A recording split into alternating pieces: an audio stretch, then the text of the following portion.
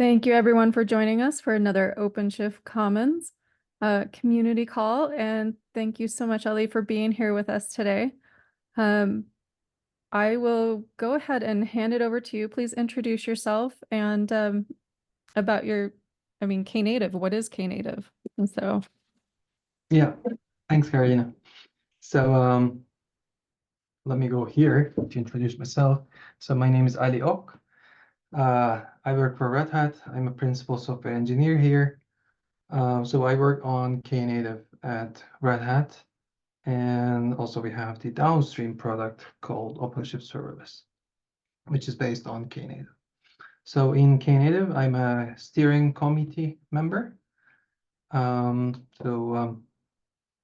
We help this committee kind of helps steering like changing the direction of the project itself, and basically maintain the whole thing. I'm a CNCF ambassador, and I'm a member of CNCF Tag Contributor Strategy. I'm a tech lead there, and I'm also or I should say, I'm trying to be very active in the mentoring programs at CNCF. So what is Knative? Knative is I should say, not a framework, not a, say, SDK. It's a tool that runs on Kubernetes. It allows you to run your workloads in a serverless way. And with that, so there's a bunch of modules in Knative. One is more about serverless. The other one is leveraging that serverless functionality and using that in a event-driven architecture way. So that is kind of the second module. And the third one in Knative, the third big thing is functions. So since we have all these things, why not we also provide some FaaS like functions as a service like experience. But the good thing about Knative is it's not we don't have vendor lock-in or something. So the upstream project runs on any Kubernetes. And what Knative is not. So Knative is not about just functions. So it's not like AWS Lambda. Lambda itself is not, maybe I should say, not super useful. So AWS similarly has a bunch of stuff around it, and Knative has lots of stuff that leverages that serverless functionality. So we are not just functions. And it's not a framework SDK, as I mentioned. So you don't need to write your code against some Knative API or something to leverage Knative. All you need to do is leverage, or I should say, write your code against cloud events. So this is another CNCF project. It's a specification.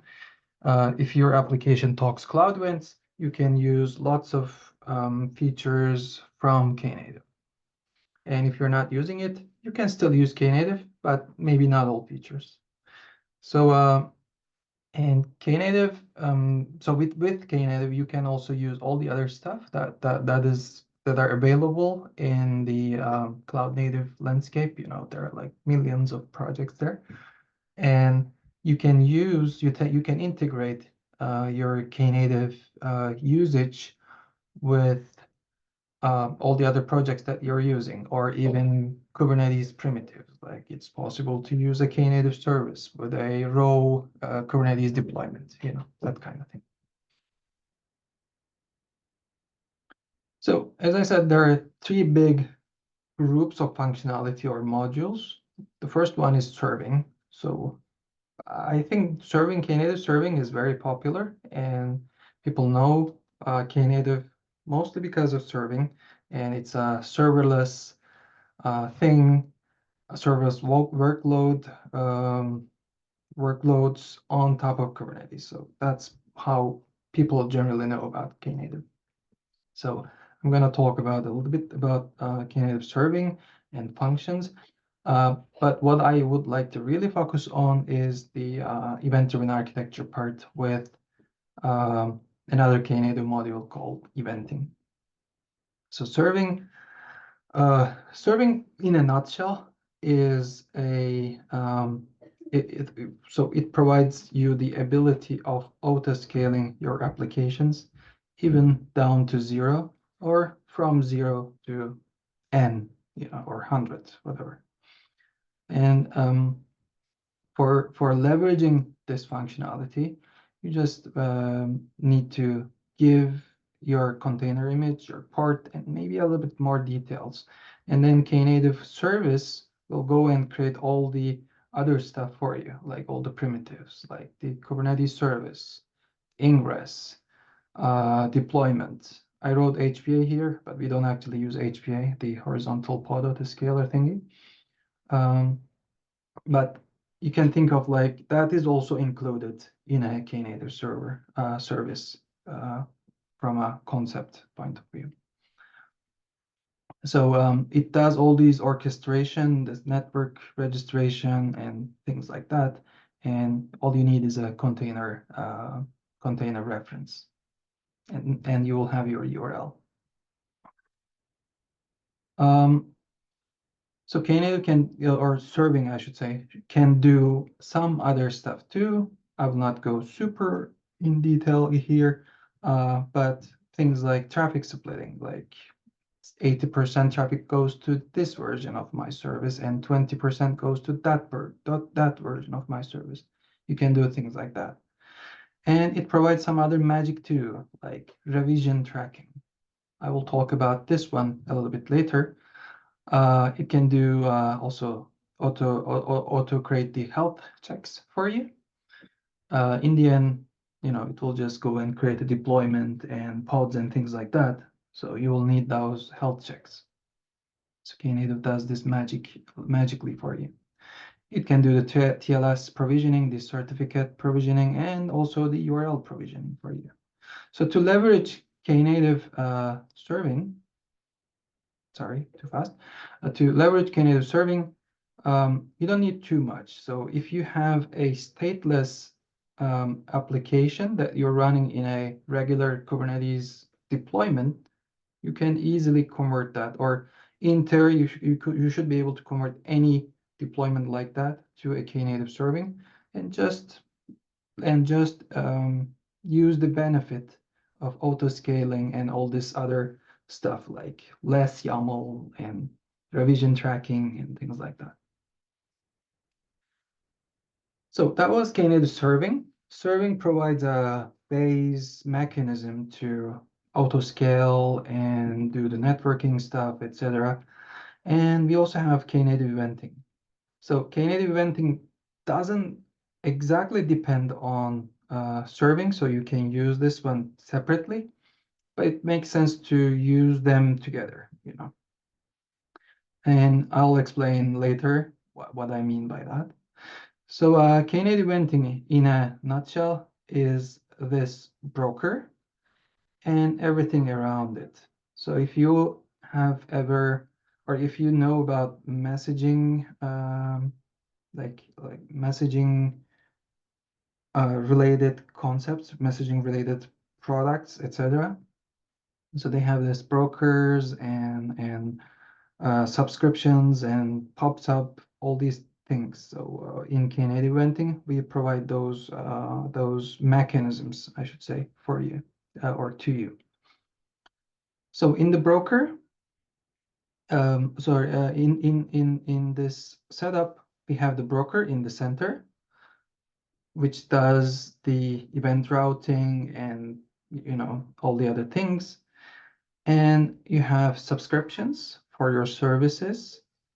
It could be for specific event types or for all events. And finally, okay, we have the subscriptions, but how do we get the events to the broker? So for those, we also have event sources.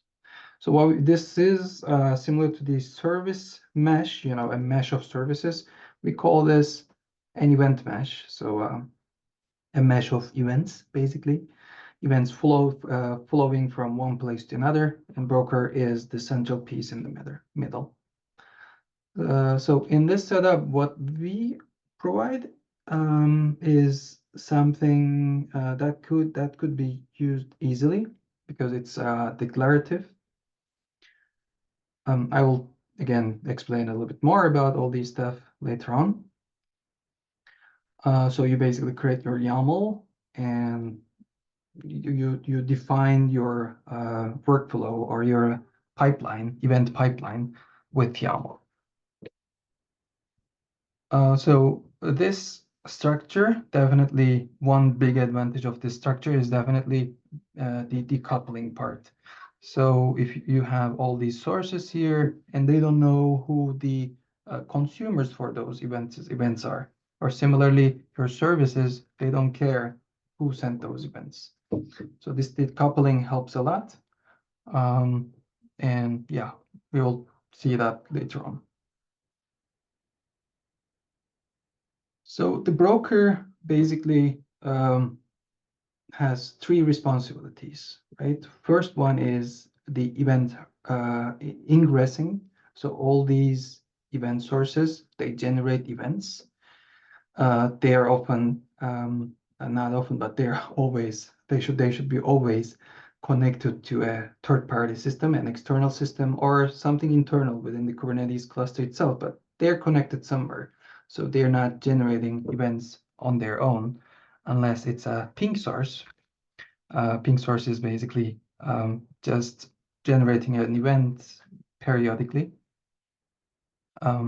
Anyway, like from events from GitHub, events from a pod, events from a bucket like AWS S3 bucket, etc.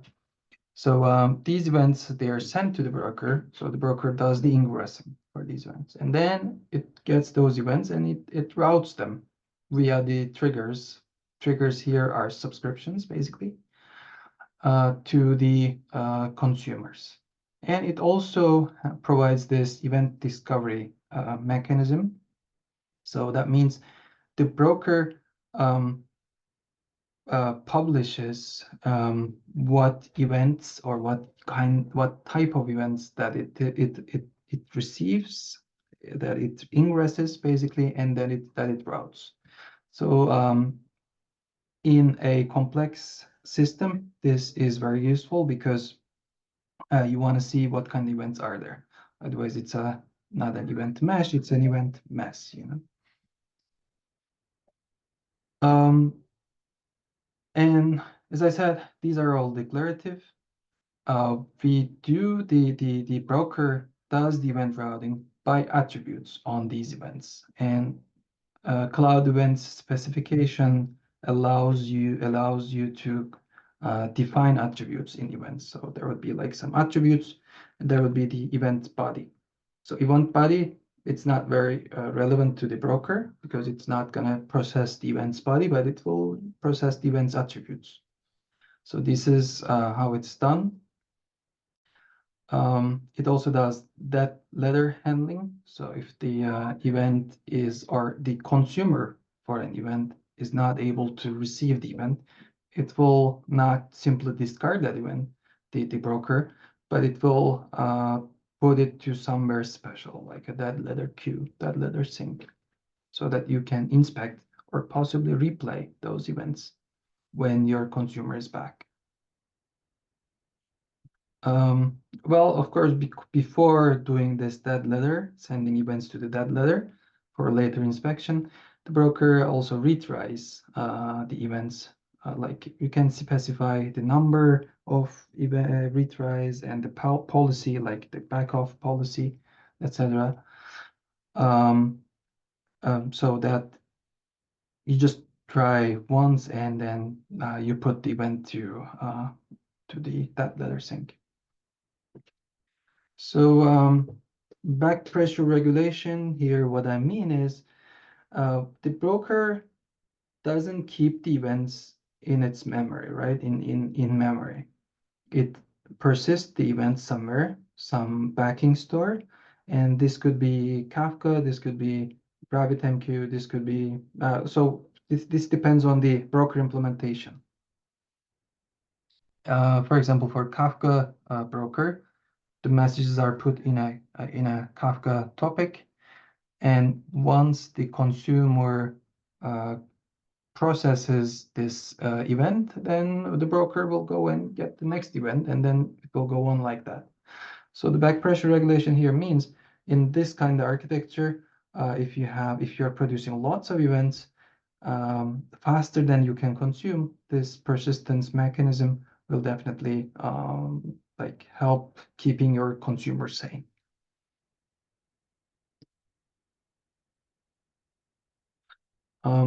By the way, I see there are some chat messages. Karina, Yes. I think you would let me know if there is something that I need to answer, right? We can save to the end, or Dan, you could jump in now and ask your question.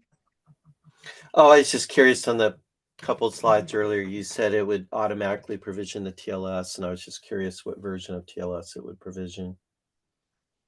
Version, I don't know. 1.2 or 1.3? I actually don't know. I have to check that. Okay, no problem. Thank you. So that probably, I mean, that kind of relies on something available in Kubernetes, right? So how do you normally do that in Kubernetes? There will be some integration with that operator, like certificate. What was it called? The certificate operator or not? Something like that. I forgot the name. Operator. EDA. Yeah. Would it matter which level 1, 2, 1, 3? I don't know that it would. I was just curious. Being that it's the only two that's actually, how would I call it, not blacklisted, if you will. Mm-hmm. Okay. Sometimes you get those weird questions out in the field, so Well, I don't know. not a big deal. Yeah, no problem. Don't worry about it. Okay, so moving on.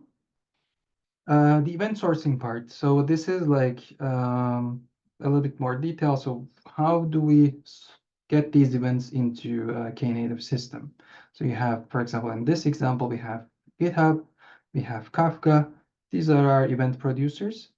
And event producers, they produce events in some specific format, like JSON or in Kafka binary.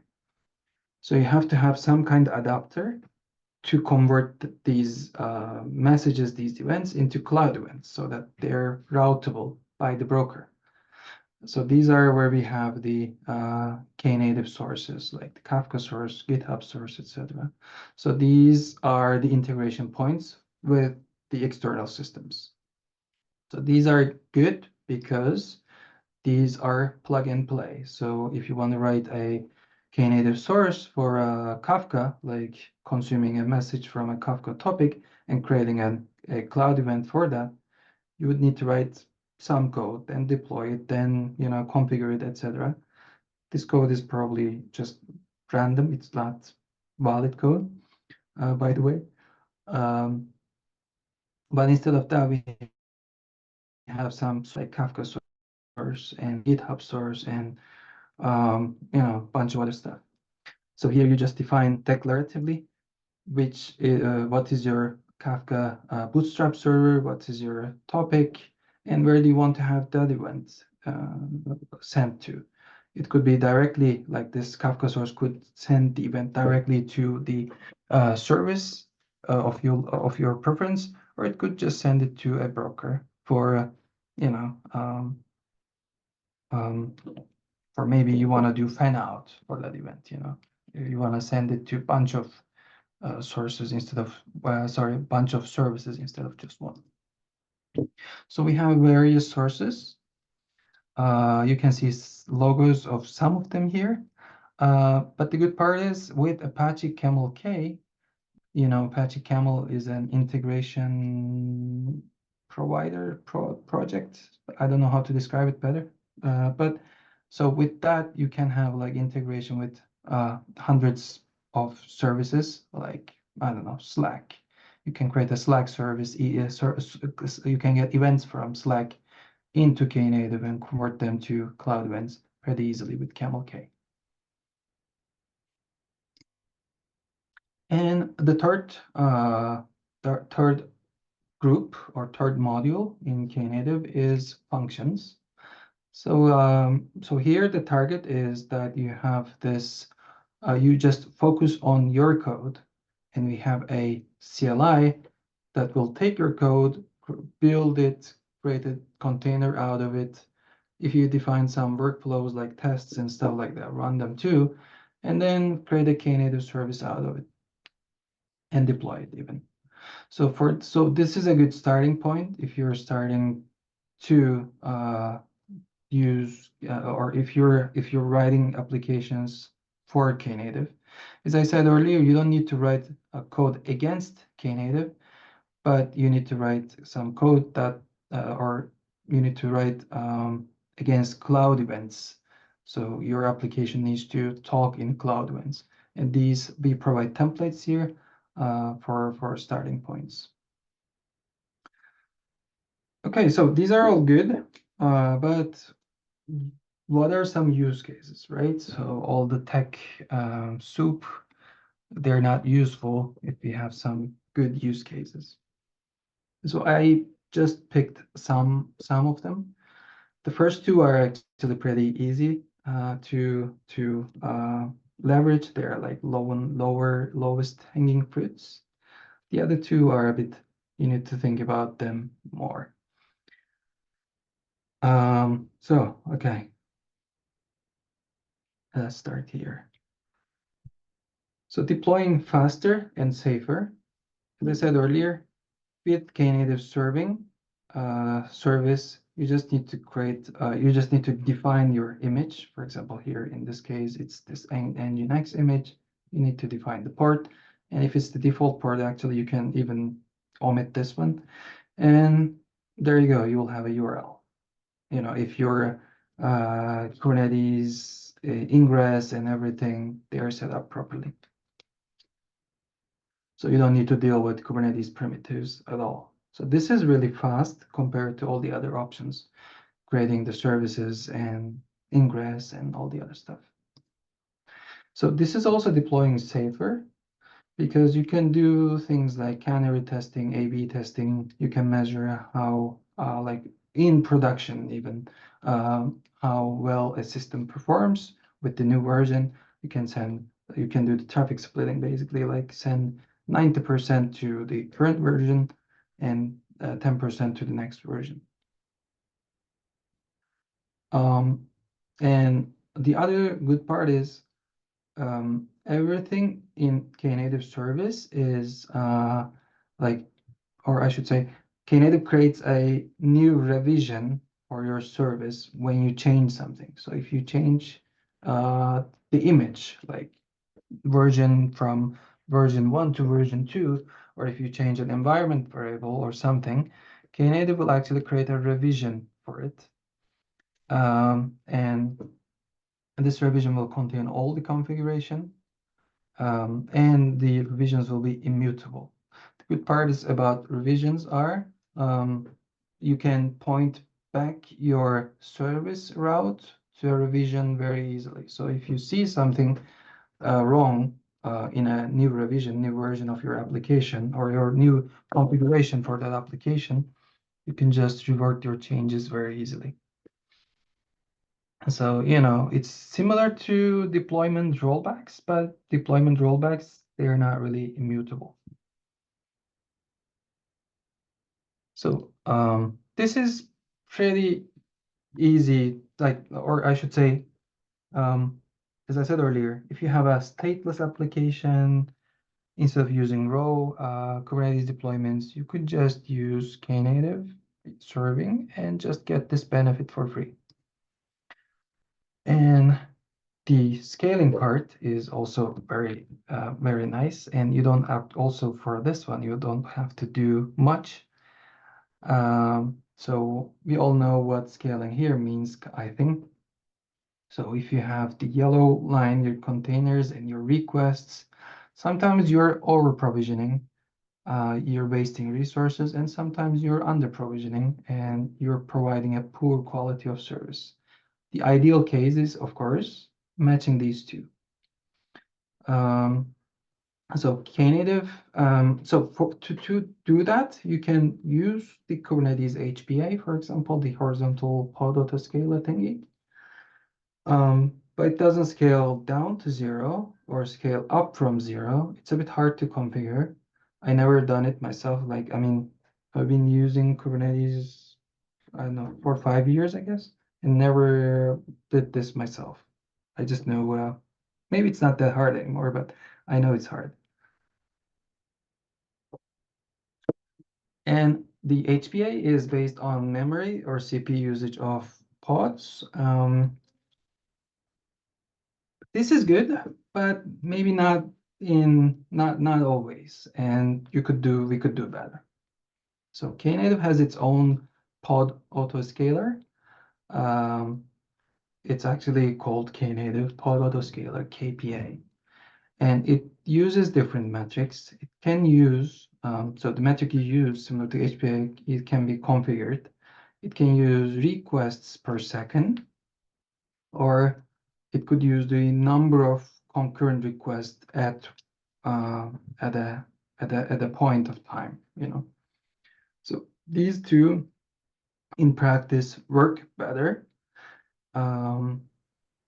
Because it's not just about memory, like not just about CPU utilization. Another good part is that it can scale up from 0 and it can scale down to 0. How it is done is like Knative adds an activator in the middle, something called an activator, and the requests go to that activator, and that one checks if there are pods for this, like live pods for this request. If not, it'll bring it up and then forward the request there. So there will be some cold start time, but it is not too bad, and it depends on your application, of course. So this whole thing, this scaling, you can also do things like minimum number of replicas to keep alive, or maximum number of replicas to scale up. You know, you don't want to have like 10,000 pods if you have crazy amount of requests coming. Ollie, is this using Kata underneath, or how does that differ? Kata, no, it's not using Kata. So Kata is it's pull based. Okay, before saying that, I should say Kata and Knative work complementary. Can work complementary. So Knative works push based. That means you need to push a request to Knative so that it scales up. In Kata, it's different. For example, if you wanna scale up based on the number of messages in a Kafka partition or Kafka topic, then you need to actually go and check that topic, right, frequently, and then scale based on that. So here it's a bit different. That is more proactive scaling, I should say. This is more reactive scaling, and they can work better. For example, there are some components in Knative itself, more specifically the Kafka source. We are using Kata to scale it, Knative's, I mean, we not out of box, I think, but we could use Kata to scale Knative's data plane itself.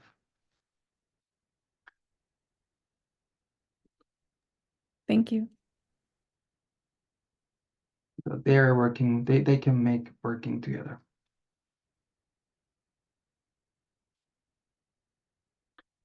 Okay, so we talked about the easy wins. You don't have to do much, just install Knative and convert your raw deployments to Knative services. Now I want to talk about event-driven architectures. For this, you need to do more effort, but well, it depends on your use case or on your system, of course, but it is worth the effort, maybe. So before talking about event-driven architectures, what do I mean, or what's a good architecture? Why do I like event-driven architectures? So a good architecture should be scalable, right? So the entire architecture should be scalable. It can grow, and the individual pieces that they can also scale up. So it should be also modular. It would be made of smaller parts. It should be decoupled. So these are like my understanding of a good architecture. Of course, everyone has its own opinions, but like I think many people will agree. And a good architecture will also should be able to evolve easily. So you should be able to add more features or change features or even remove features easily. And before talking about event-driven architecture, let's start small. I will not even talk about monoliths here, but let's start with RESTful microservices. So in this case, you have your request coming to your application. Your application talks to a bunch of other apps, and those applications or services, they talk to other services, and in the end, your application returns the response to the client, right?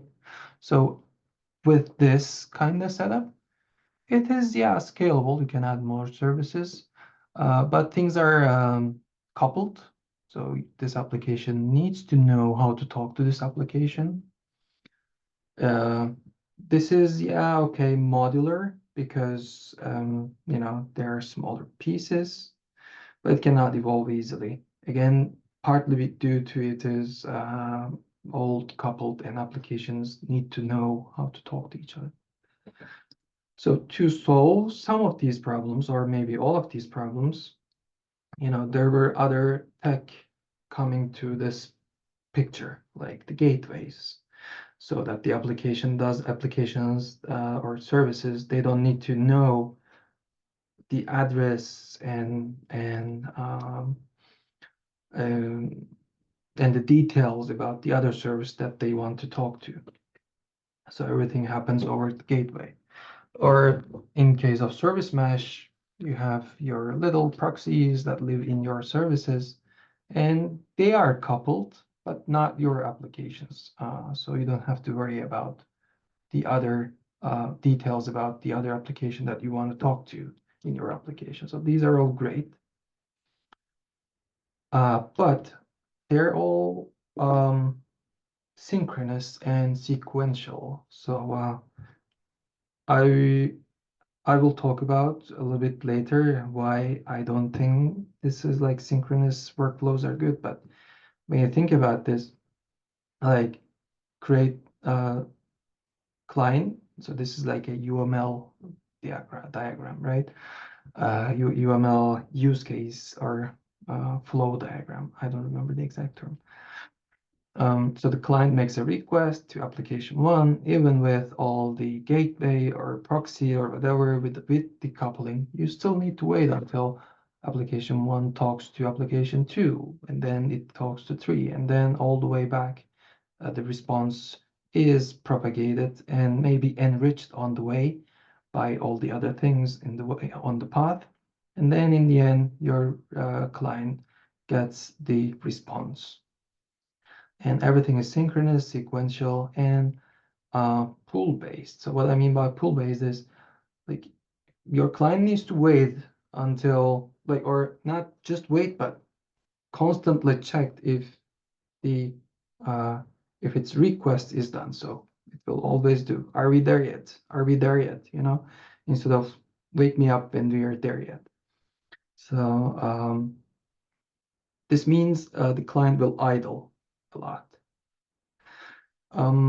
So synchronous workloads, yeah, they're good. They're easy to understand. They're for programming, it is pretty good. We always write code that is or not. I shouldn't say we always write code, but for example, when you're writing in a language where there are things like promises or go routines and things like that. There are a bunch of libraries that convert them to synchronous calls, right? Because we think easier in synchronous way.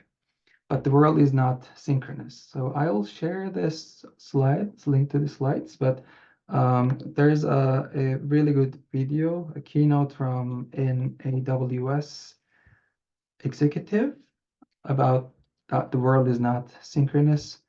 I would recommend you to watch. So microservices as this architecture, as in this architecture, even with all the other stuff like service meshes, gateways, they're still synchronous. But what event-driven architectures provide is asynchronous. So we still have our little microservices, little applications, but they're instead of this time they're push-based and they are event-based. So I will show a little bit more later on. So the applications here, they receive events and they produce events, and they only know about the broker. That's it. They don't know the other applications. So there are some benefits here. So this is much easier to evolve, right? Because you could just add another application, for example, here, and it will just be subscribed to another service. Yeah, it looks pretty easy. And your application here, your little microservice thingy, is truly decoupled because it only knows about the broker, and it is really encapsulated, and it has only one responsibility, right? So with this architecture, you also get some not for free, but get some benefits like retries and replays and things like that. So also in the synchronous way, the synchronous microservice way, you also get the retries if your API gateway or your service mesh supports it, right? But here you actually have to have it, I think, because otherwise there would be a lot of inconsistencies. And thanks to this retries, you also have often, I should say, have the replay ability. So if an event that goes to a dead letter sync because it was not delivered, you could go back in time, you can replay those events, and then once your consumer is up, and then you'll still process that data. That is pretty hard to do with microservices or synchronous microservice architecture. So again, these applications can be very small. You can have many applications as you like. But there are, of course, some challenges too, you know. So now we are talking about ordering of events. In the sequential approach, synchronous approach, you don't really care about that because everything happens in a sequence anyway. Now you have to think about the ordering. You have to think about the access control. Well, okay, in the synchronous microservice way, you also need to think about the access control, but here is a bit different because here the accessor is always your broker, right? So you also have to think about that. And you also have to think about discovery, similar to your API gateway, providing a list of APIs that could be used. Here you need to have some kind of event discovery. And debugging is often hard in async code, async systems. If you ever debugged a code that is, using the observer pattern or listener pattern or the mediator pattern, you would know what I mean. It's pretty hard. But Knative helps with most of them. So, okay, I talked about event sourcing, and now I want to give more concrete examples, like show you some YAML. Event sourcing with Knative. Basically, you need to first create your broker. So you create the YAML for your broker, and then you need to create your source. So I showed this earlier. And in this case, since I want to make use of the broker, I use the sync of that GitHub source. Again, in the YAML, I define my broker as the target for this events. So the Git source here, it will send brokers events to the broker. And again, similar to the previous one, we create triggers. So here's how you can create a trigger with Knative or a subscription. So you define which broker you want to subscribe to, and who would be your subscriber. Like in this case, it is this service. And since we didn't define any event type, this service will just get all events that are sent to the broker, which is often very impractical. So because of that, there is this filtering by attributes. So the attribute, the event.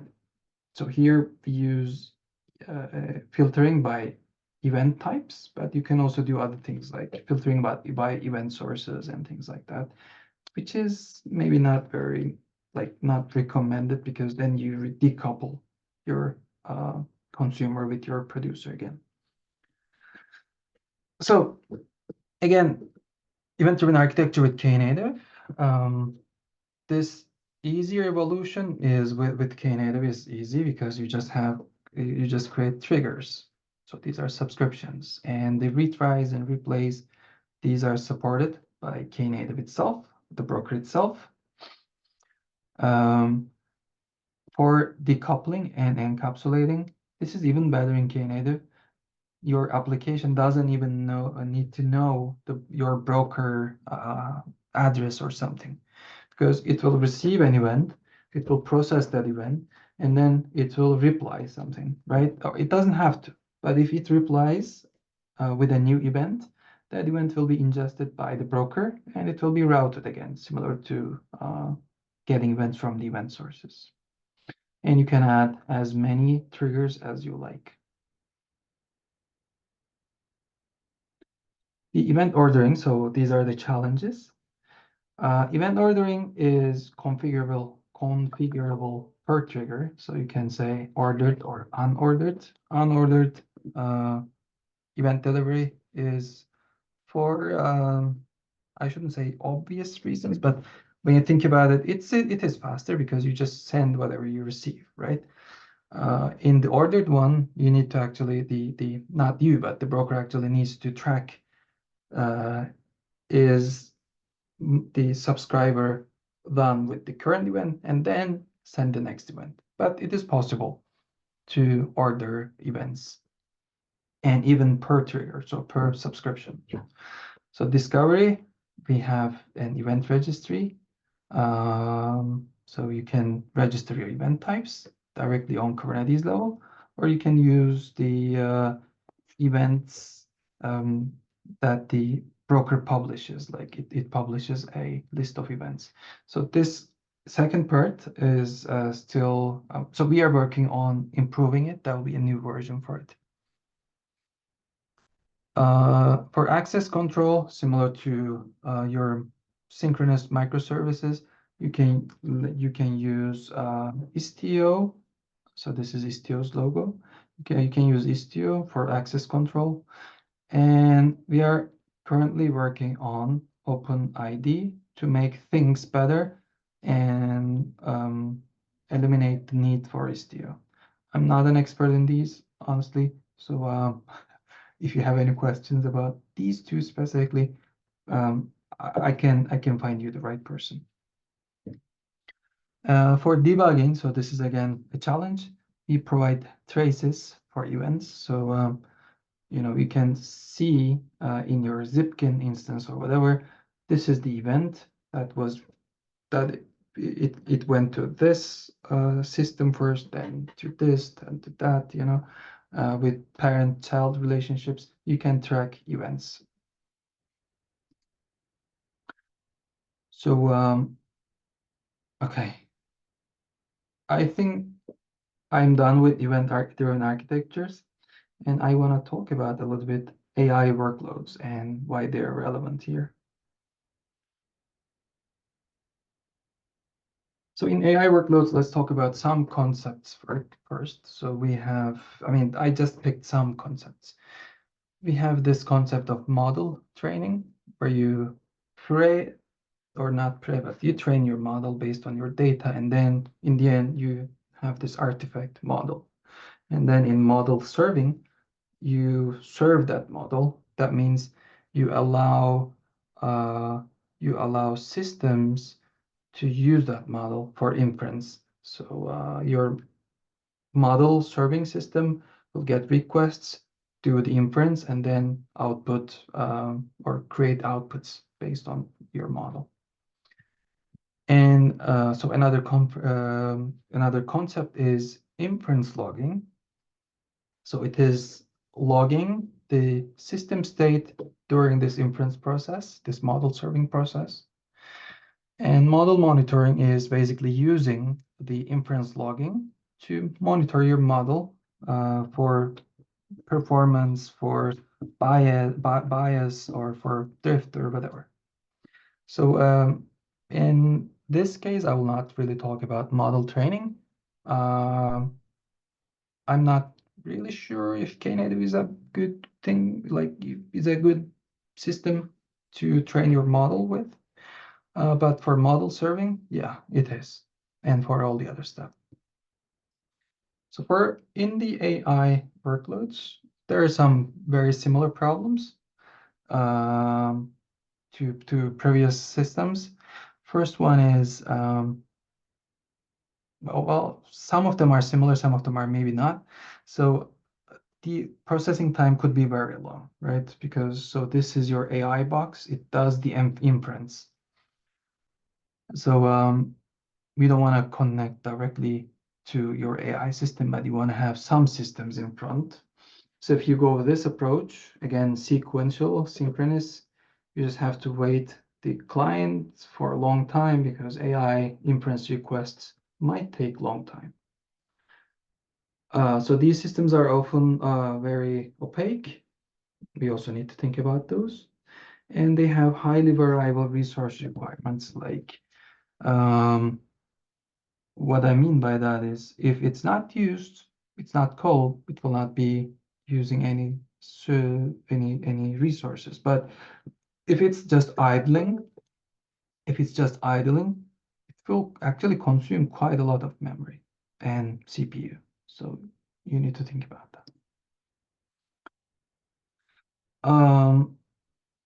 So for long processing time, again, I think people should really think about event-driven architectures here instead of making the client wait until like this one calls that one calls AI, etc. Instead, your client will just talk to this first service. This first service says, "Okay, we're done, client. Thank you." Wait until this third application pushes the result to you. So, for example, in this case, you can use a WebSocket or something to poke the client. In the end, this first application creates a message or an event, I should say, and then it could be picked up by this gatekeeper for AI system. This one still will take long. There is no escape from that. But once it is done, this gatekeeper is done, it will send the result to the broker, and the broker can route the result to this third application, which then can push the result back to your client. So I think this is the way to go for AI workloads. So if you're using, for example, Kserve for serving your models, it provides something called inference loggers, which is pretty good because Kserve can actually talk cloud winds. And using those logs, you can again connect your AI system or Kserve service. I will talk about Kserve in the next slide, by the way. Kserve, this is not Knative serving, it's something else. It can generate inference logs in CloudWinds, and then you just connect it to broker, and then you can collect those logs in an application where you can do some stuff like drift detection. And for serving the AI models, like this inference logging itself, you could use something like Kserve, for example, which is essentially similar to, or I should say, for example, for TensorFlow models, it is not just a wrapper, but it's a sophisticated wrapper around TensorFlow serve component. And under the hood, if you are using it's like Kserve's auto scaling features, Kserve is using Knative anyway. So you're covered with Kserve.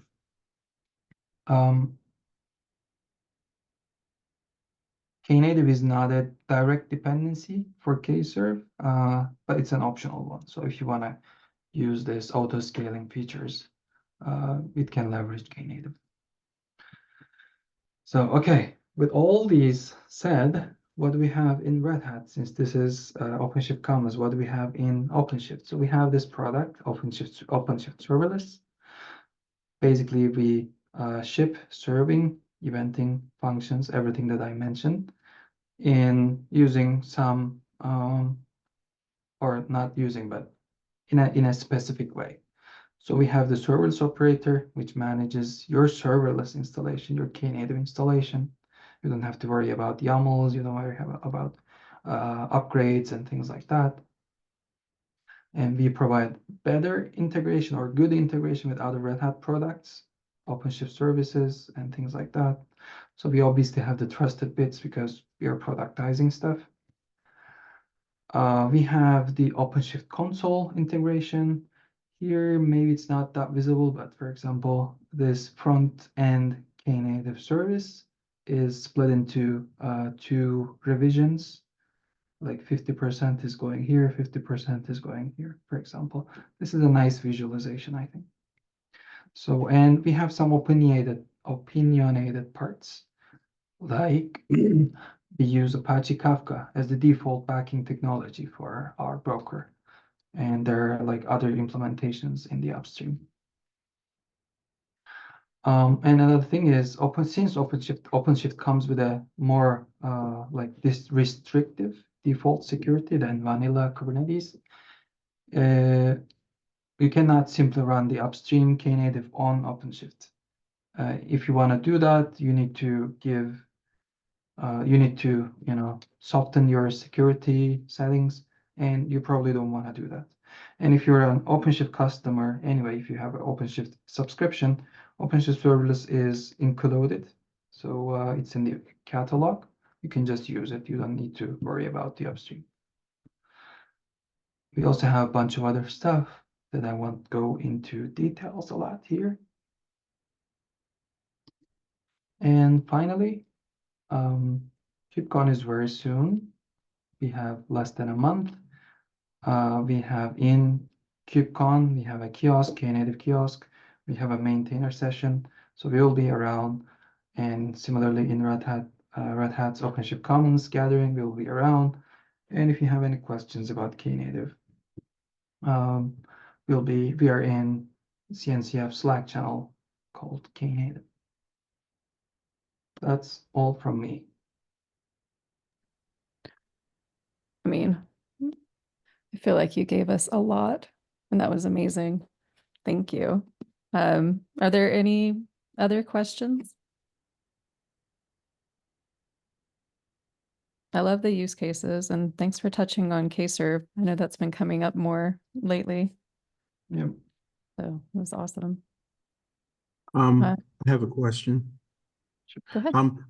Ali, it seems like we're assuming that Kafka is going to take the place of any database, and I guess also serverless a database wouldn't be used here because the database is stateful, right? And so how would you, if you have a customer coming with a database use case, how would you approach that? Like, do you want to consume messages or data directly from the database, or Yeah, or major events that happen in the database. like collect them with change data capture? Like a data lake, something's triggering something, you know. Okay, yeah. Okay, I see what you mean. So for data lakes, for example, we have various sources. So let me go to these. So these sources could be used to get events from them, from the data lakes. You know, if your database is, well, Redis is not really a database, but let's say you have a Redis instance that you want to watch, that you want to get events from that, or from an S3 bucket, AWS. You can get using these sources. You can get events using those sources. And similarly, we have some sinks. So I didn't show them here. Similar to sources, so they are doing the exact opposite thing. You send them cloud events, and then they'll go and write the result to, or send the result, or not the result, but send the events data to the respective system. Does this answer your question, or did you mean something else? No, that was helpful. That was helpful. Okay. So serverless databases, when I think about serverless databases, I think something like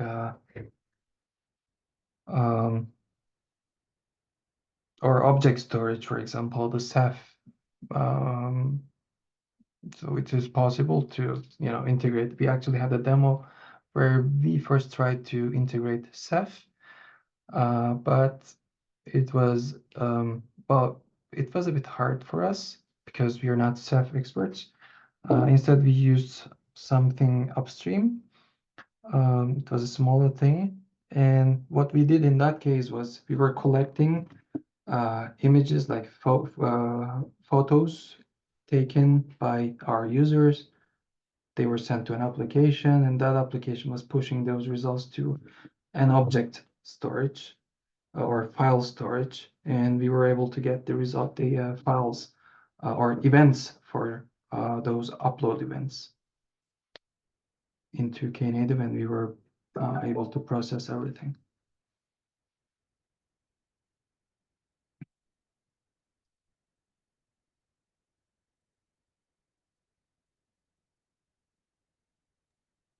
That was a great question. Go ahead. So Ollie, this will work the same in the data center, near edge or far edge, right? Nothing would change. So I know there was efforts to make serverless or Knative work on microshift. But it's actually a good question. I don't know the latest state, if we have like in OpenShift Serverless, at least, if we can say, okay, we run on edge or not. In the upstream, some bits are probably working on microshift.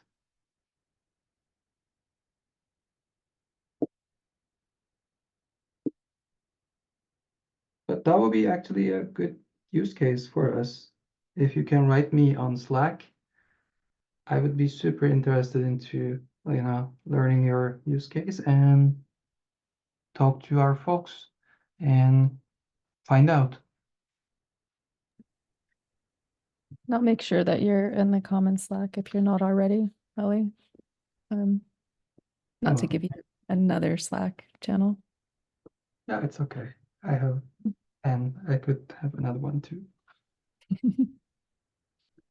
Yeah, because that would be great to see that as another topic at a later date and see that use case on microshift too. That'd be amazing. All right, we are 2 minutes over, but thank you so much for this very comprehensive overview of Knative. And next time I believe we have Shipwright. So see you all next week. And thank you again, Ali. Yeah, Very much I appreciate you. enjoyed it. Thank you. Thank you for inviting me. Absolutely. All right. See you soon. Thanks, everyone.